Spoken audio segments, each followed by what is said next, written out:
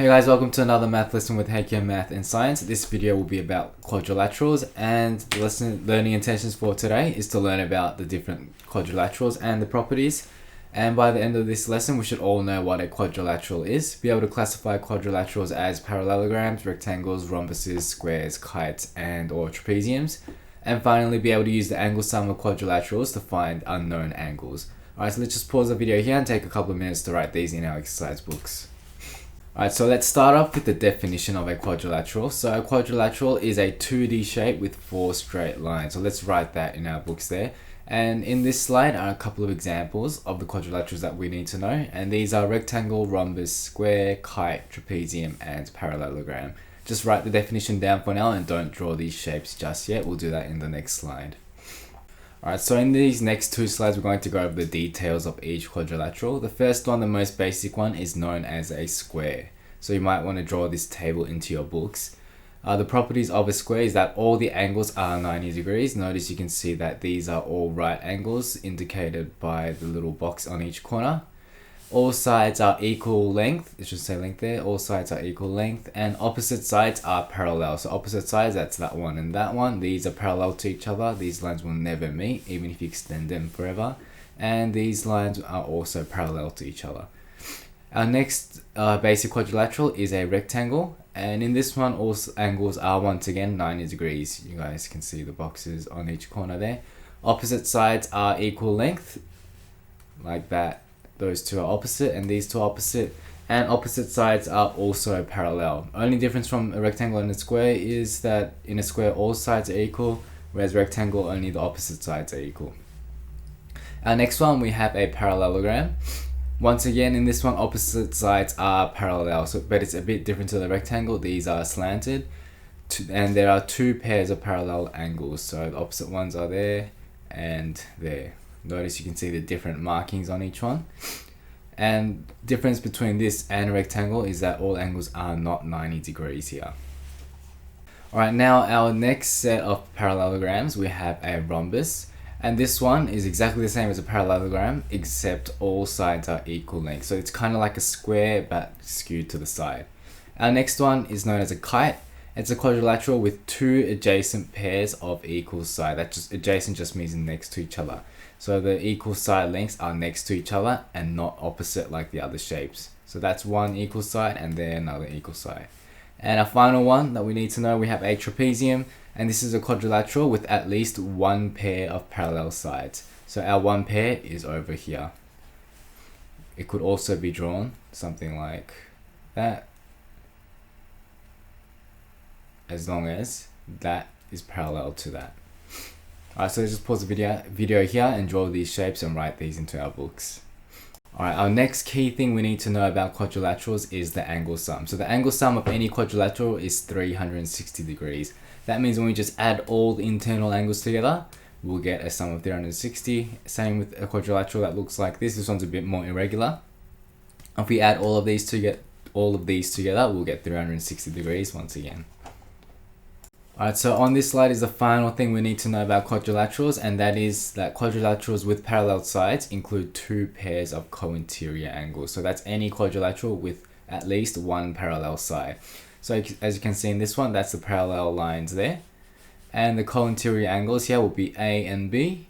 That's one pair of cointeria angles, and D and C is another pair of cointeria angles.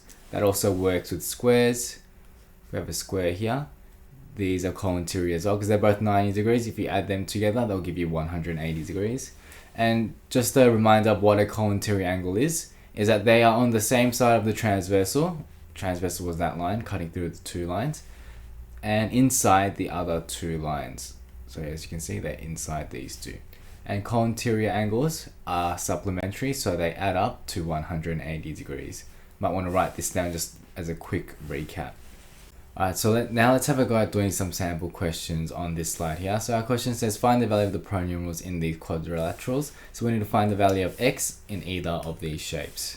So remember that the total interior angle sum is 360 degrees. So when you add all the angles together, it should give you a value of 360. So how we find x is we need to first start off by adding all the angles that we know together. That's 78 plus 109 plus 55. That gives you, I'm just going to quickly put that into our calculator here. That's 78 plus 109 plus 55. That gives me 242 degrees. And we know that these three are 242. So we get x by doing 360 minus 242. That will give us x degrees. So x equals, we're going to put that into our calculator now. 360 minus 242. That gives you 118 degrees. Now let's go to the next one. Same deal for this. Add all three of these together. So let's do that. That gives us 87 plus 119 plus 54. Let's put that into our calculator now. That gives me 260. So x is going to equal 360 minus 260, and therefore x will give you 100 degrees. So in this one, that's 118 and that's 100. We can always double check our answer by adding all the values together, and if it gives you 360, you are probably correct. Yep, so 87 plus 119 plus 54 plus 100 did give me 360. And let me try 78 plus 109 plus 55 plus 118. I'll just put that in the calculator real quick. Yeah, and that also gave me 360, which means that we are very likely to be correct. Alright, now it's your turn. Let's just pause the video here and have a go at answering these ones by ourselves. Alright, so this first one, let's start off by adding these three angles together. That's 93 plus 121 plus 89. That gives me a value of, I'll just quickly put that in.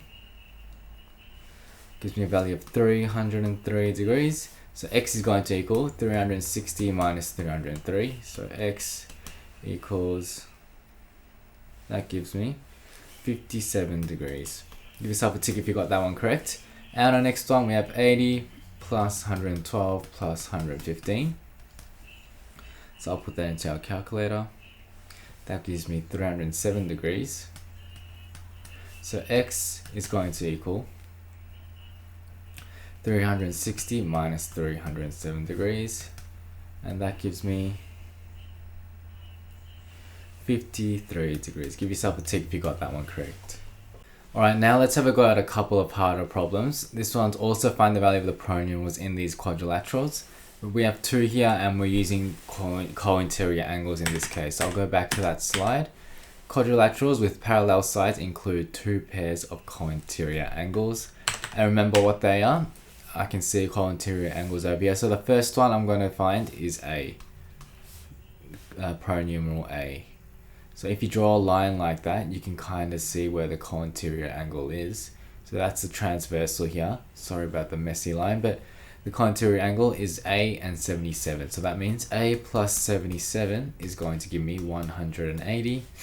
And to get A, I'm going to move 77 to the other side. So 180 minus 77, that's going to give me the angle size of A.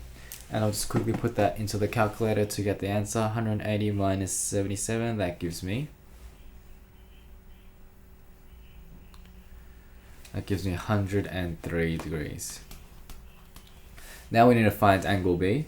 If you look at this carefully, this is also, over here, that's also a parallel line. So if I draw up like that,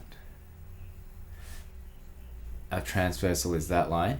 A and B are also cointeria. You guys need to be able to start picturing that in your minds. That A and B is cointeria angle, so that means A plus B is going to give us 180 degrees. And we know what A is from our calculation here. So that means 103 plus B equals 180. So B is going to equal 180 minus 103. So B equals, let's put that into our calculator, 180 minus 103. That gives us 77 degrees there. Alright, now let's try the next question. This one is a little bit easier. We have three angles and one unknown one. So we have 100, 115, that's a right angle. Remember, right angle means 90. So this one's very similar to the questions before, like here. We're going to add these three angles together. 100 plus 90 plus 115. That gives us, I'll put that into our calculator there, 305 degrees. So A is going to equal 360 minus 305, and that gives us 55 degrees. Alright, now it's your turn. Let's pause the video here and have a go at these questions by yourself. They are very similar to the questions I just did there. So have a go and just unpause it when you're ready to go through them with me. Alright, let's start with the question on the left. We need to start off by identifying the Cointeria angles here. So we can see that 70 and A is one pair of Cointeria angles, and 125 and B is another Cointeria angle. So that means 70 plus A is going to give me 180 degrees. So A is going to equal 180 minus 70. So A equals 110 degrees. So A is 110 degrees. And now we need to find B. 125 and B was also a Cointeria angle. So 125 plus B gives me 180. So that means B equals 180 minus 125, and that gives you, quickly putting that into the calculator, 55 degrees. Let me just write that.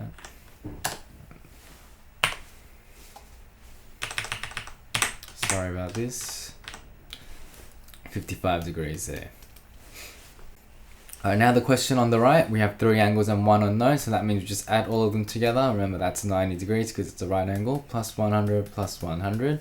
That gives me 290 degrees. So A is going to equal 360 minus 290, and that gives me, quickly putting that into the calculator,